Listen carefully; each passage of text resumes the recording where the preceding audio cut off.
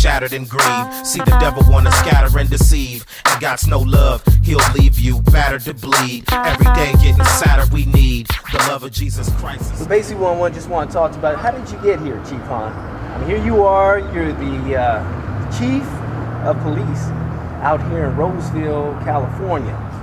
And that's a historical accomplishment here. And but what I'm interested in is I want to take you back, you know, to your childhood, because you've had a pretty challenging childhood. I mean, you grew up with a lot of different types of obstacles. You were adopted, single parent home. You even found yourself once in juvenile hall. And now you're here now, Chief of Police in Roseville. Can you take us back? Take us back to where you've been and how did you come here? How did you get here? Take us on that journey. Sure.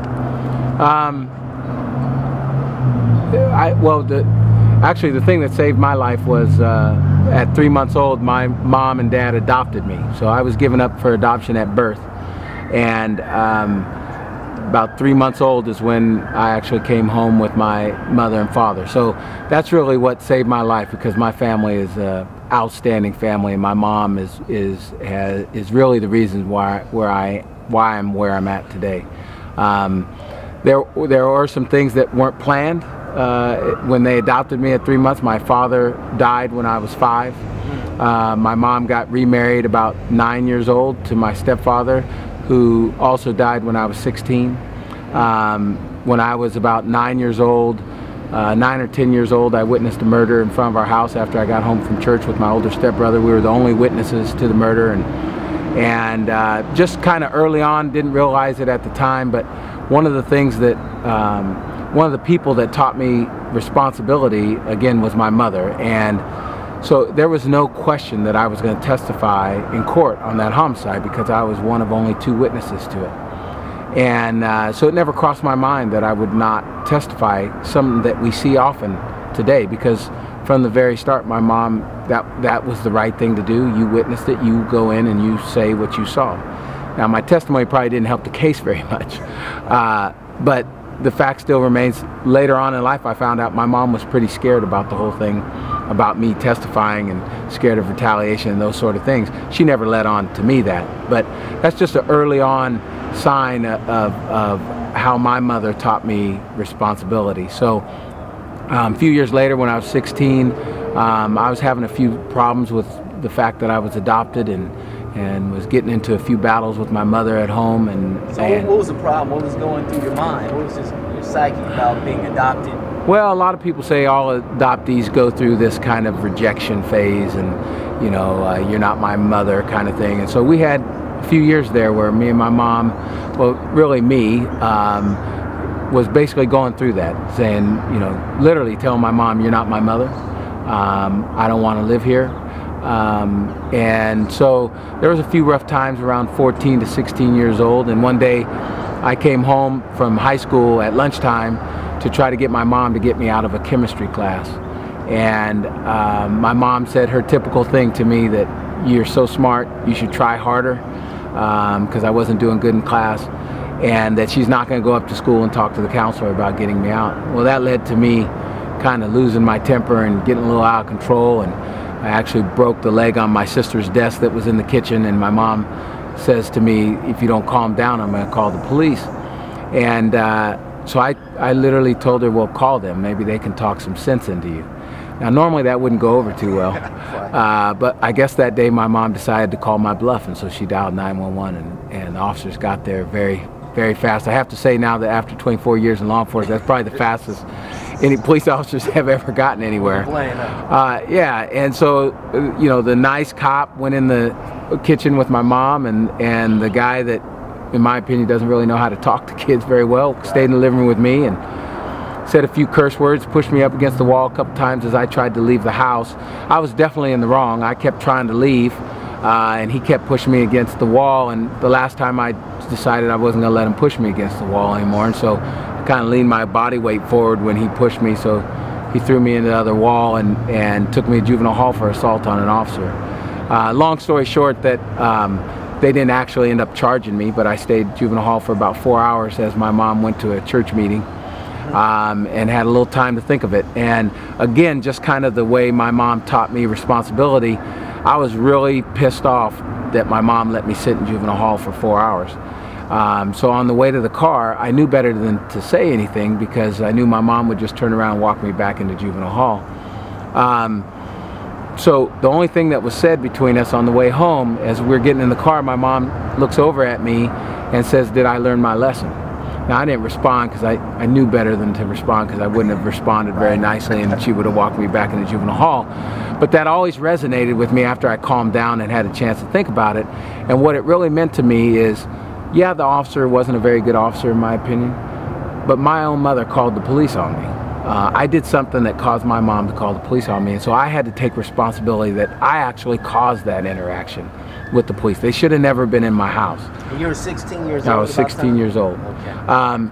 So, and that's the same mother that, as they were dragging me down the front steps of the house, she was bawling at the top of the stairs. She had never intended on me going to jail. She was hoping that we got resolved some other way with the police officers, like probably talk some sense into me. And it just kind of all went wrong. She hadn't planned on that. So here's a woman that within 4 hours can gain her composure and give me what I needed out of that. That not an excuse, not anything like that, but take responsibility for what I did that caused that unfortunate situation to happen. And 2 years later, I, not, you know, as a plan for me at all, just kind of accidentally got into the process of becoming a community service officer for Sacramento Police Department.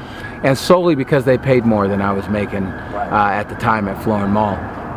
And that whole situation came up, and the actual background investigator asked me, do I blame the officer for that? And my answer at 18 years old, and I wasn't a very mature kid, but at 18 years old I said, well, I don't think he was a good officer. But no, I don't blame him. It was my fault he was in my house. And I think that's probably one of the reasons why I got hired, because there was a whole bunch of other questions that were asked simply because I came from Oak Park. That you know, maybe other people wouldn't have been asked. Well, how was that growing up in Oak Park? Because we know that's a pretty gang-related area. I'm sure you had a lot of different obstacles. A lot of kids fall into the pitfalls, you know, growing up in neighborhoods like that. How did you avoid that? I actually think Oak Park was the best place I could have ever grown up. But yeah, there was those challenges, and you know, I think it comes down to the support system that kids had. I had a great support system. My mom was all over me. She knew where I was going. She asked a bunch of questions. She followed me around. She was up at the school all the time checking on grades, and I had terrible grades through elementary school. And they started getting better in high school because she just never gave up. She was hard on me, but she always made it very clear that she believed in me and that I could do it. But she wouldn't let me slip at all. But yeah, I had, you know, out of all the friends I have some friends that went to prison. I had some friends that were killed. I have some friends that are very successful, and every single one of them you can point to what support system they had, their family or whatever support system they had. Either the ones that went by the wayside didn't have good support systems, and the ones that had great support systems, that, you know, parents were involved and I was over at their house all the time and it was a great atmosphere, they are successful today. And I used to think when I was a kid, I had one friend in particular, we would ride to middle school on our bikes. And, you know, basically I was one of the furthest away houses. So as I rode, we'd pick up friends along the way on the way to school. And one friend of mine, his mom was on the couch laying down when we left for school. And when we came back, his mom was laying like in the exact same spot. And, you know, as I got older, you kind of figure out, you know, what she was into and involved in. But it was like a very loving home. She would hug my friend coming home. But the other thing that I really envied was that she never cared when he came and went. And I thought that would have been the coolest thing, to live in a house where the parents were, or the mom was very affectionate, but also let her son do whatever he wanted, basically. And I used to think, man, I wish I could live in a house like that, where I could come home anytime, where when the lights came on, my mom wasn't walking through the park to the basketball court to drag me back home and I get laughed at by my friends. You know, it's amazing when you're, you know, 12, 13, 14 years old, what kind of things you wish your home was like. And then when you get into your 20s, you realize, I'm so thankful my home wasn't like that, because kids need structure, and they need people that believe in them. They need people that can guide them in the right path. So now that I'm older, I'm very thankful that, you know, my mom did those things and expected certain things of me, as opposed to just let me do whatever I wanted. So yeah, there was obstacles. The homicide I witnessed. You witness all sorts of things growing up in Oak Park. Even your brother. I guess you had a brother that was a victim of some street violence. Yeah, I had a younger brother that 2 years younger than me, stepbrother actually. When he got out of high school, he went to the military and did a couple years in the military. And when he got out, he got involved in drugs in downtown Sacramento and was ultimately killed by murdered by his partner in drugs. And part of that, weighs heavily on me, because I think part of it is because of me, because about a week before he got killed, I had stopped his drug dealing partner, and we got into each other's face a little bit because he had beat up some woman, and so I think that brought home to him that Chris, my brother's brother, was really a cop. And there's a lot of paranoia in the drug world. They're all doing drugs in addition to selling drugs, and so he got real paranoid one night and thought my younger brother was snitching on him, which he really wasn't. Right. And he murdered him in his home, and I was working the night he was found as a police officer. That was my beat. And so literally I hear the call come out and I hear the name, and I figure, well, that's the same place my brother lives. His name is Chris. That's got to be involved with him somewhere. So I drove over there after I booked somebody in the jail and walked in and saw my brother laying on the floor with a gunshot wound to his head. And they didn't know who he was yet. So I walked out to the officers and told them who he was and everything. And then I promptly went searching for Skip, is the guy's name. And he got convicted. He got caught. I didn't catch him that night, but he got caught. And so it just goes to show this.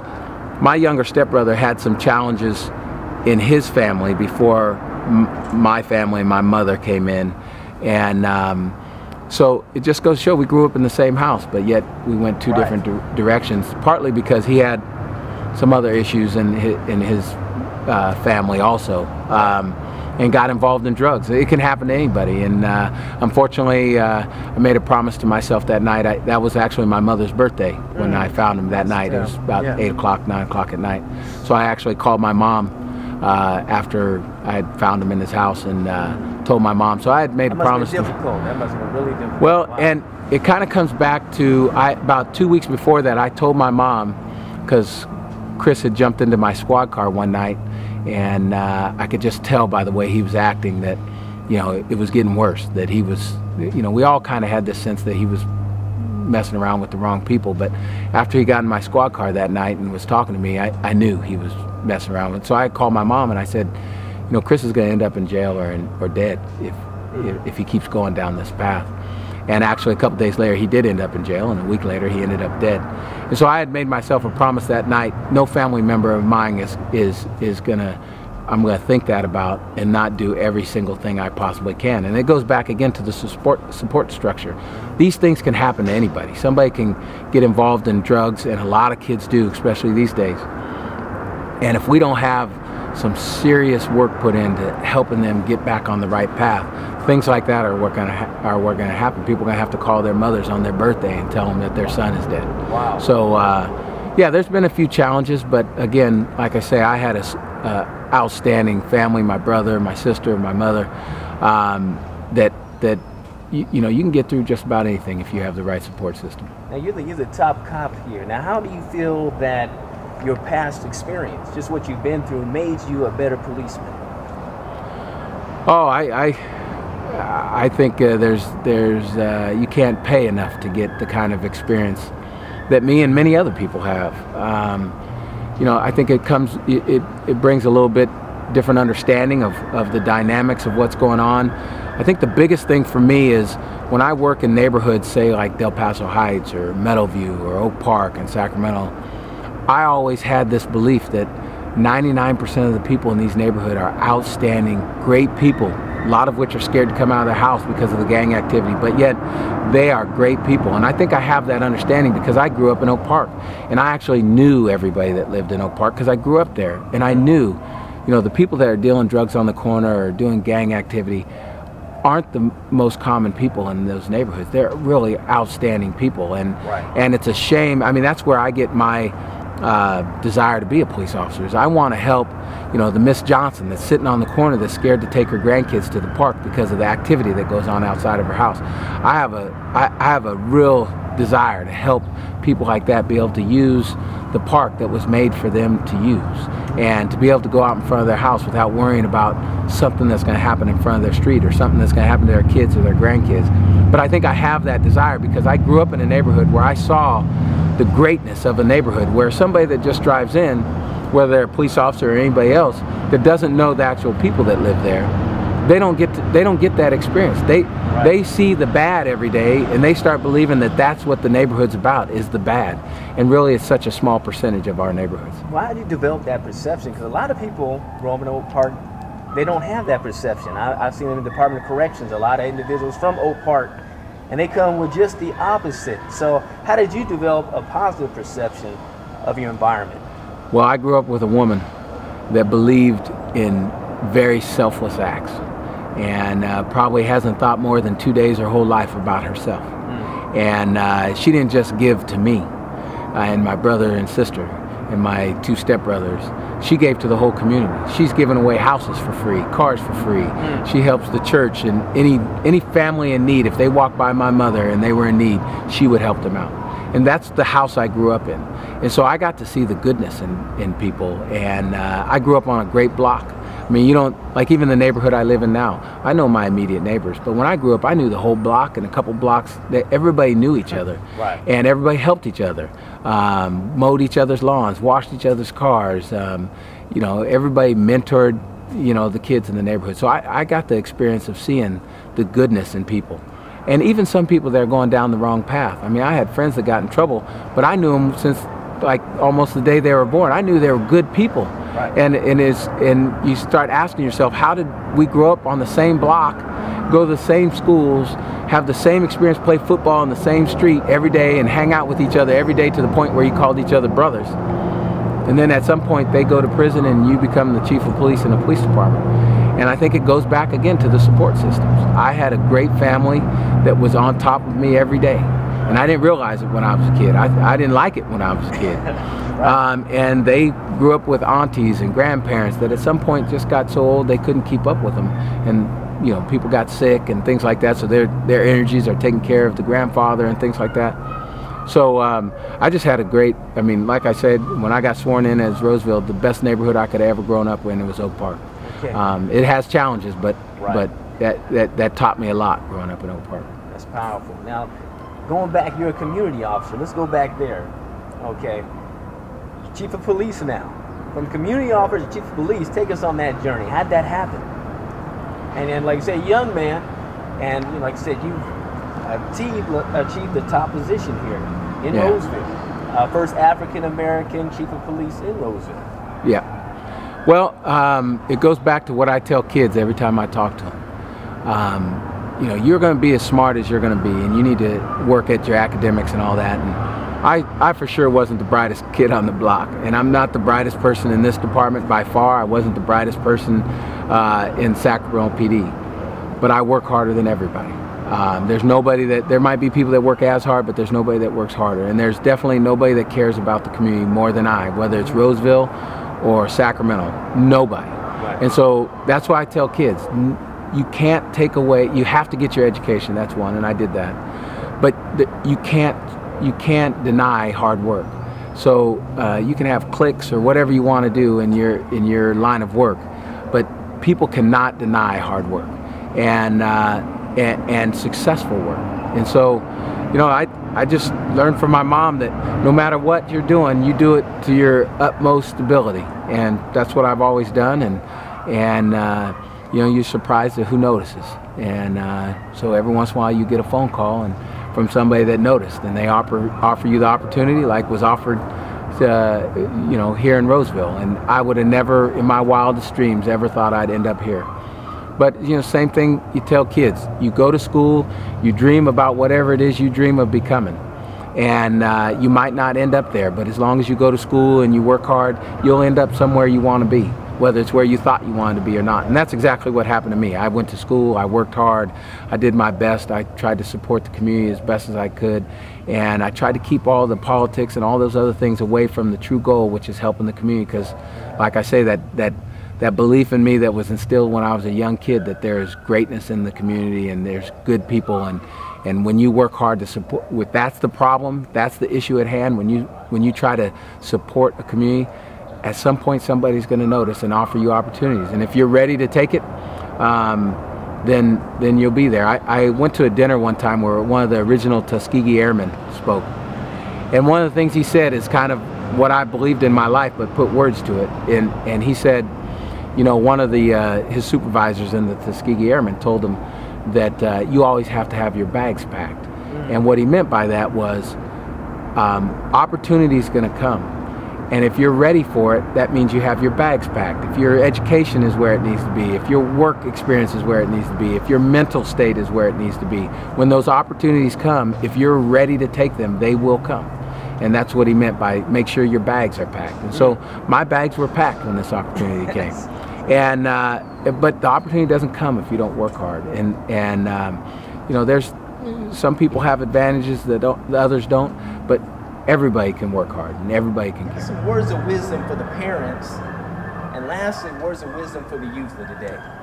You know, something that's maybe some core principles that you really believe that need to be instilled in the parents and the young people. Yeah, well, for the parents, I would say, you know, I never mistook my mom for my friend. Still to this day, in my 40s, my mom is my mom.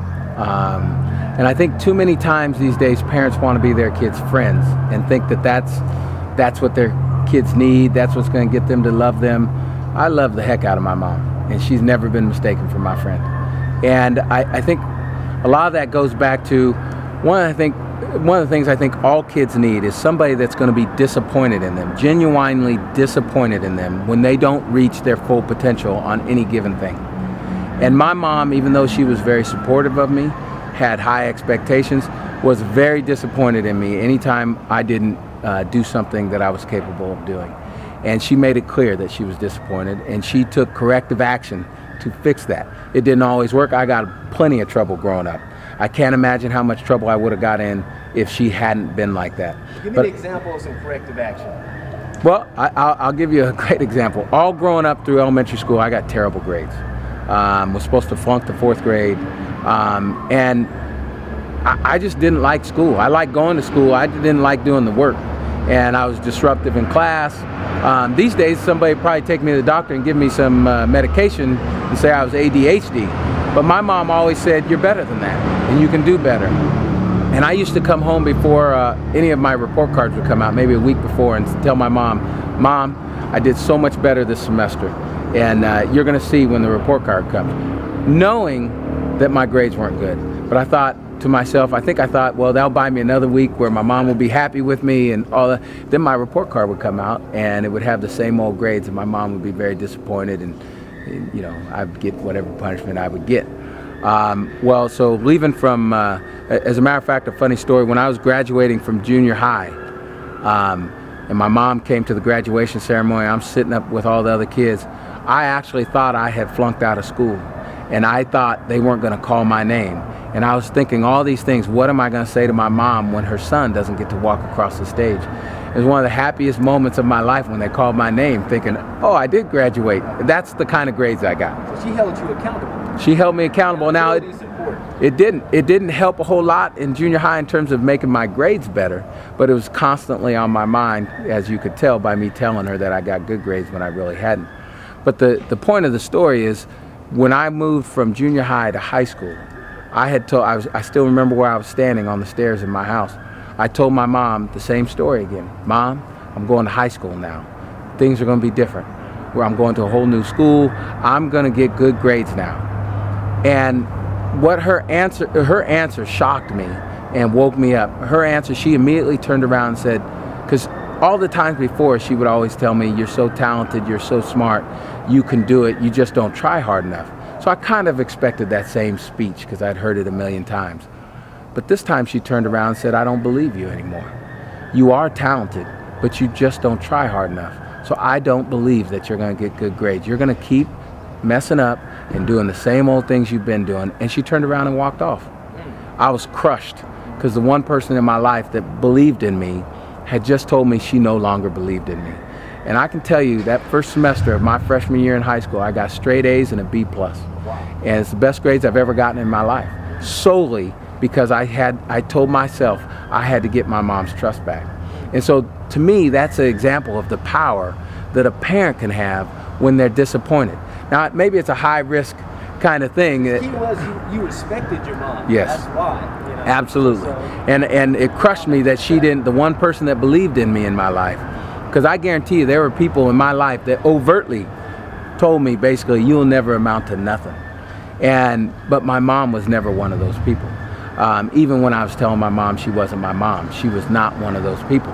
And so that by itself improved my grades. And I got decent grades from then on. I got very good grades in college because, you know, I had to mean something. So my advice to parents are, you know, you love your kids just as much as you always love them, but be hard on them. Expect to know where they're at all times. Expect high things from them. Be disappointed in them, but don't ever give up on them, ever.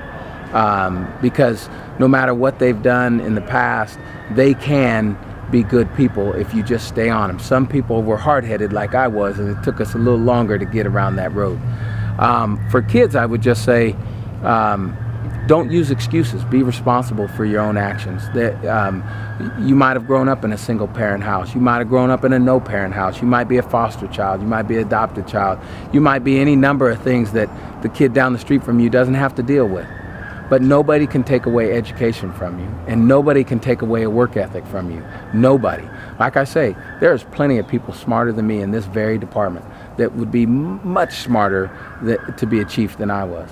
But it's not all about, you know, one single thing. It's about how hard you work, how much you care about what you do, how selfless you are, and every kid can do that. And you know, I hear a lot from parents that say, you know, a woman can't raise a man. A man has to raise a man. Well, my mom was my mother and my father, and I've given her Father's Day cards because of that. And one of the things she did, because to be a man, the essential ingredients of being a man is integrity, ethics, selflessness, being just a good person. A woman can teach you that. A woman can teach you how to be a man. There's some things that a woman might not be able to talk to with you, but those aren't the core things of being a man. And the other thing that my mother did is she brought male role models into my life after my dad died. And so, yeah, she realized that there were certain things that a man can teach another man. So she made sure I had male role models through the church or something else. But she still taught me the core elements of being a man. And so I hear that too often, that people say, well, a woman can't teach a boy to be a man. Yes, they can. And my mom did just that. And like she instilled biblical values in you. Every single thing I am, except for the bad stuff, she instilled in me. And she did it by herself. And she did it tough. My stepfather had cancer for like 3 or 4 years, and she was caring for him. But yet, she was still my mother. And so she had a lot. My sister is disabled, and she's had to care for her to a certain extent all her life. But she was still my mother. And she was still my brother's mother. My brother went to Berkeley and is very successful and a very selfless person. And it's all because of my mom. And so nobody should give up on kids. I hear a lot of stories as I talk to parents about bad things kids are doing. We just can't give up on them. We got to keep searching for the one thing that's going to touch each one of our kids. Every kid is different. And so we all have to struggle to find what is going to actually touch that one kid's life that turns it around. You see every day drug dealers and gang members that if they put that kind of energy and that kind of thinking and intelligence into something positive, what could they be? You know, there's a lot of, if just because we don't have 2 parents in every home, maybe sometimes we don't have any parents, we as a community have to raise our kids. So it doesn't matter if it's a police officer, a neighbor, an uncle, a teacher, somebody has to grab each one of our kids and get them to be successful. I've had plenty of role models, whether it's in the police department that, you know, literally snatched me by my neck and woke me up on certain things. The whole reason why I'm a chief right now is because of two friends of mine that were captains when I was in SAC PD that encouraged me to take the test and told me to get off my you-know-what, to get up and do something. Otherwise, I'd still be doing what I was doing. So I've had mentors all along my life, but to me, the biggest thing for me was the base that my mom gave me and still gives. I tell you right now, the really tough decisions I have in life, I still to this day call my mother and ask her opinion because, quite frankly, she's never wrong. And because she comes from a selfless place. She cares nothing about herself. That's powerful. We're basically done with this interview, but I want to ask you a question on gangs.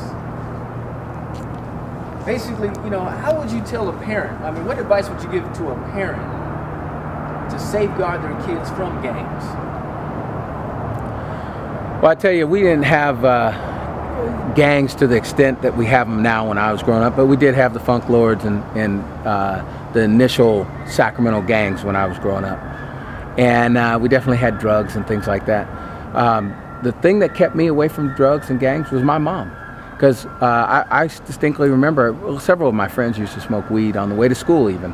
And they would ask me if I wanted some. And I'm like, no, I can't smoke. That stuff stinks. And if I come home, my mom has like a nose like an elephant. She will kill me if I come home smelling like weed. And they all knew my mom. They all didn't go around her either. And then they're like, oh yeah, you're right. And same thing with gangs. I wasn't scared of my mom. I didn't want to disappoint my mom. So she whooped me more than I can count. So, and it hurt and all that. But I was never, my younger stepbrother was scared of my mom. I was never scared of her. But I was scared of disappointing her. And so I think you have to, you can't do a whole lot when your kids reach teenage years if you haven't laid the groundwork when they were younger. You have to hope and pray that when they were younger, you instilled the values in them that can be able to resist the very, very strong pull that they're going to get when they get older, 12, 13, 14 years old, of getting into gangs or getting into drug activity. You have to do your work from the day they're born. And that's what my mom did. We really never even talked about drugs in my house. It was just a given. You don't do drugs in this house. You set the climate. No. In the house. I can remember, not on a drug topic, but I remember one day I came home and I asked my mom, hey mom, I'm gonna get an earring. It was right when guys started getting earrings. And she said, oh, that's great. That's great, you're gonna get an earring. And I was surprised because my mom's pretty old school. I didn't expect her to be okay with that. So I was like, oh, that's cool. And I think I turned around and started walking away like, I'm gonna get out of here before the answer changed. And she says, I just have one question for you. I'm like, what's that? She said, where are you gonna sleep tonight? And I said, well, in my room. Not if you have an earring, you're not. Right. And so it's these kind of values that you have to instill in your kids, and that's what I'm trying to instill in my daughter. So when they get to the age where some of a good friends say, ask them to smoke a joint or go down here to do a burglary or do a little lick over here with this group, that they're strong enough to come up with whatever excuse it takes, that they say no and they don't get involved in that. You can't be with your kids 24 hours a day. You just can't. Especially when they get to teenager and they start getting involved in all these other things. There's no way you can keep track of them. Or when they start driving. You have to hope that you've instilled the things in them that are going to resonate with them when somebody comes up and asks that. That they have core values. That no matter what the situation, they don't violate their core values. And that's what my mom did for me. And that's what our parents, that's why being a friend to your kid doesn't work. Because you don't instill those core values. Because, you have to teach people who to have as your friends, and I had great friends growing up. And one of the things I tell kids these days, if your friend is asking you to do something that violates your core values, that asks you to do drugs and get involved in gangs or go do some criminal acts, they're not really your friends. My friends, my core friends that grew up, they wanted me to be successful. They supported anything I did, no matter what it was. Believe me, being a cop in Oak Park wasn't the most popular thing, but my core friends didn't blink. They're like, oh, you're gonna be a cop? Okay. Whereas, in the police academy, they tell you you're going to lose all your friends. And I remember thinking when they told us that, why would I lose my friends? Because of the job I chose. And I didn't lose my core friends. They're still my friends to this day. And it seems like, the reason why you stayed in line with what your mom had instilled with you was that, like you're 10, going back, your mom earned your respect. And I think because she lived out those values in front of you. Absolutely. Yeah, so it seems like that's the key thing that a lot of times parents are telling their kids what to do. Kids ain't listening. And I'm not saying all the time they're not living according to those values, but a lot of times it seems like to be the case. Right. Well, I check myself with that all the time now that I have kids. But you know the old saying, do what I say, but not as I do. That doesn't work. I mean, if you're going to say be selfless and help others, you have to be seen being selfless and helping others. If you're going to tell kids not to do drugs, you can't be sitting in the back room doing drugs yourself. It just doesn't work. And I can tell you right now, when I have relatives or family members or close friends that I find out do drugs, I'm literally disappointed in it. Because to me, drugs is a weakness. You're not being strong if you're letting drugs control your life. And that was instilled to me from my mother. So you have to live what you say. Kids are probably the most intelligent people in the world. People don't think kids are watching at all times. I can tell you right now, some of the things my daughters come up with, I never in my life thought they noticed or heard or saw. And then it always brings you back like, oh wow, they watch everything. And so you better be who you say you are. Yeah, I would say between about 14 years old and 16 years old, which probably culminated in me getting arrested.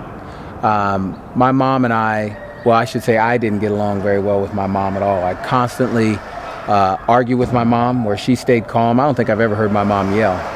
But I would constantly tell my mom she's not my mom because I'm adopted. I would constantly tell her I didn't want to live here and I didn't like her and I didn't belong in this family and to take me back to the adoption agency.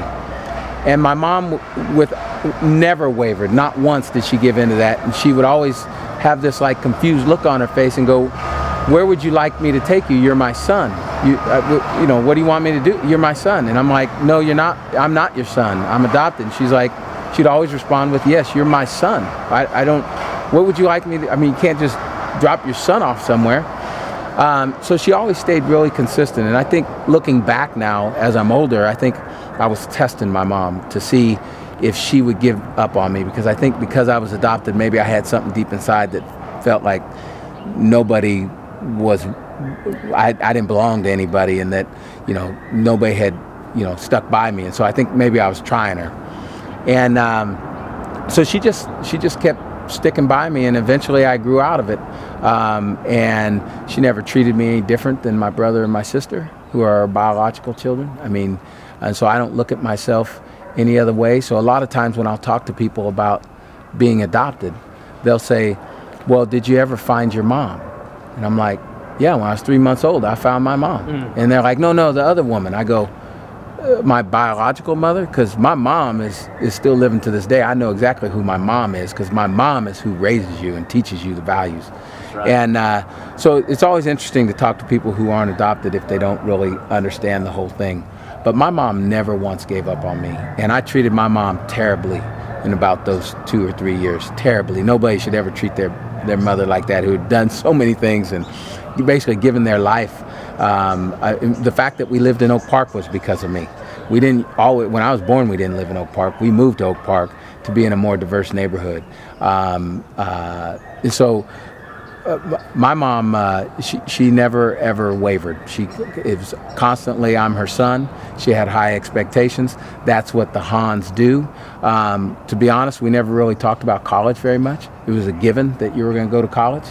And so, you know, every one of my siblings have gone to college. Every one of my cousins have gone to college. My mom graduated from college. My dad had graduated from college. My kids better graduate from college.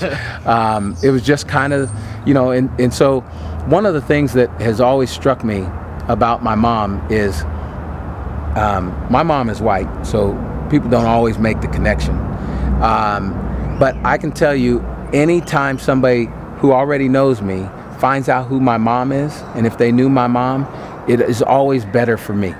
Meaning, oh, you're Mary Hahn's son. And like their impression of me always goes up, simply because I'm Mary Hahn's son. Wow. I can tell you right now, Daryl Roberts, who I'm sure you know, yeah. I've known Daryl for years, 15, 20 years probably, from back in Oak Park. My mom has known Daryl for 15, 20 years. Daryl never knew that Mary Hahn was my mom until maybe, I think 5 years ago, where they were hosting a reception for me at the Urban League, and my mom was late, as usual. And she walks in with my sister, and Daryl's standing next to me, and I give my mom a hug, and he goes, and I think right there is where he put the two last names together. Right. And he goes, "Miss Mary's your mom?" I'm like, "Yeah." And it seems like right there, Daryl had a whole newfound respect for me because of what my mom had done for him back in Oak Park. So when people ask me what are my goals in life, I tell them that my goal is to do for my children, my two daughters, what my mom has done for me, meaning that their last name means something.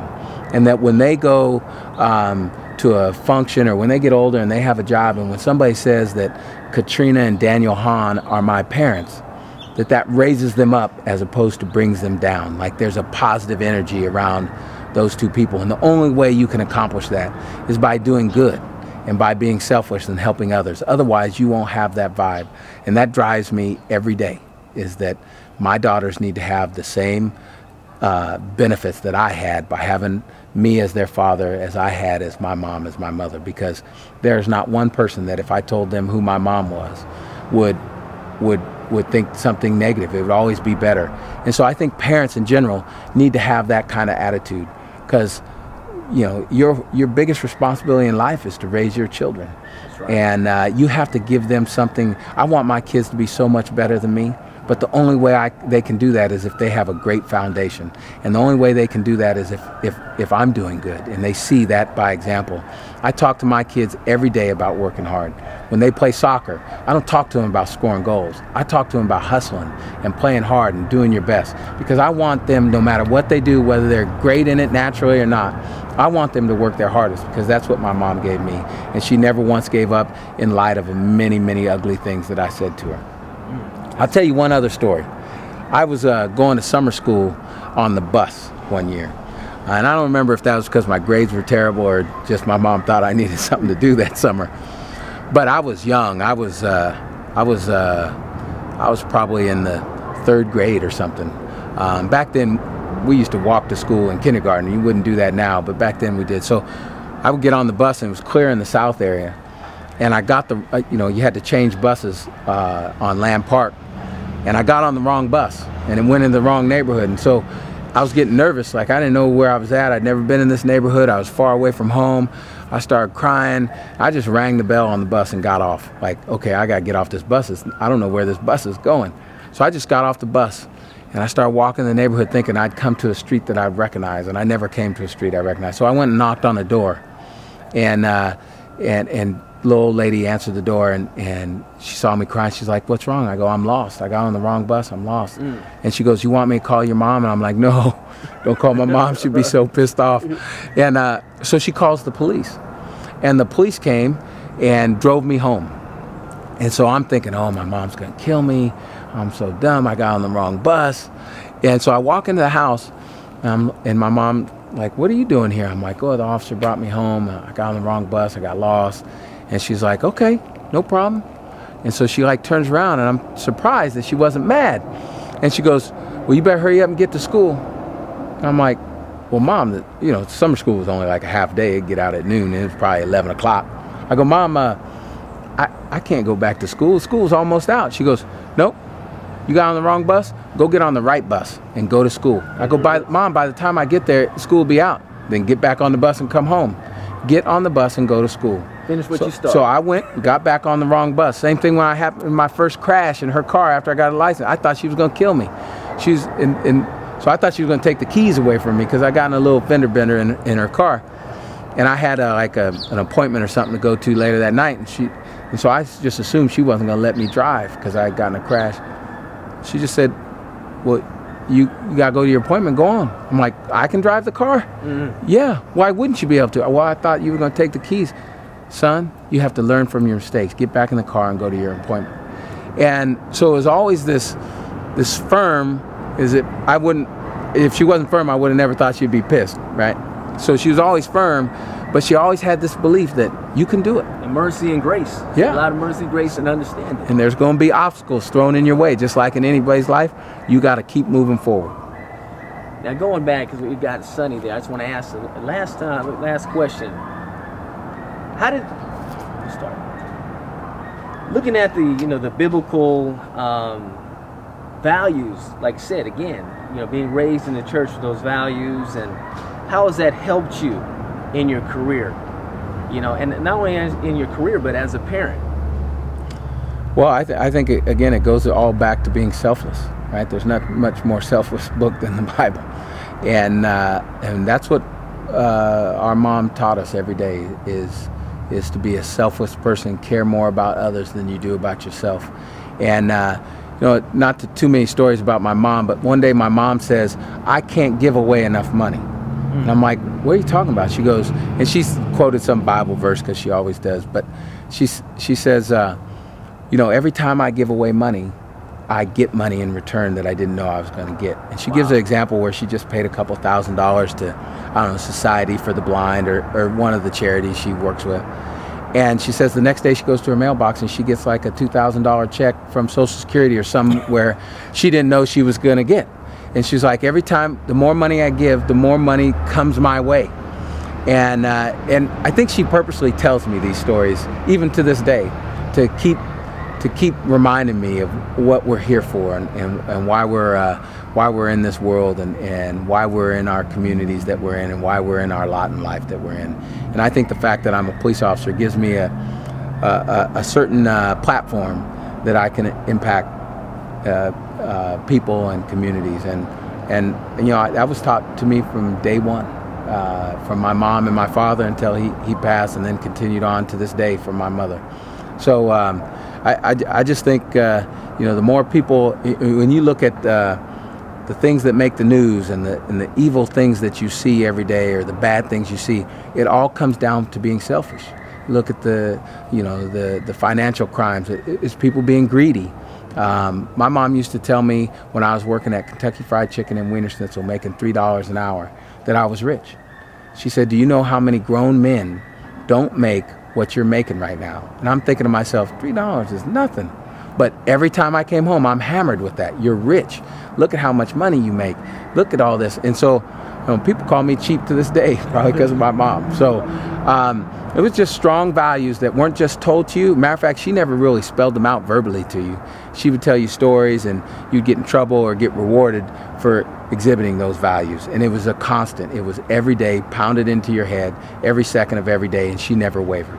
And that's what our kids need. You can't just tell them something and expect them to do it. You have to show them too. Father, we just thank you so much. There's no name above your name. I wouldn't serve any other name. Yeah, sure, Mashiach. There's power in the name. There's victory in the name. There's healing in the name. Healing. Anointing in the name. Yes. There is peace in the name. If you would speak aloud the name, then every knee shall bow before. Every knee. Every tongue proclaim.